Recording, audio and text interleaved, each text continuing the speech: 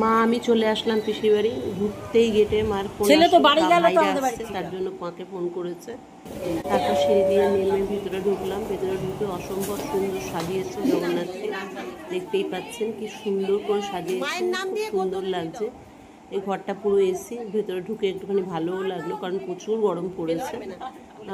পিসির মেয়ে সবাই উপোস করে পুজো দিচ্ছে। আর ঠাকুরটাকে তো দারুণ লাগছে দেখতে, আপনারা সবাই বলে উঠুন জয় জগন্নাথ। তারপর আমরা লিফটে করে নিচে নেমে আসলাম। নিচে নেমে এসে খেতে বসে পড়লাম কারণ বেলা অনেক হয়েছে। এখন বাজে 2:20।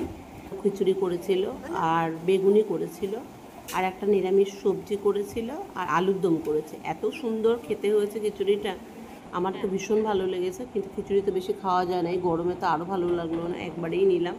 তারপর চাটনি মিষ্টি পাঁপড় দিয়ে গেল, সেটাও না না অনেক নিয়েছি। কত সুন্দর হয়েছে।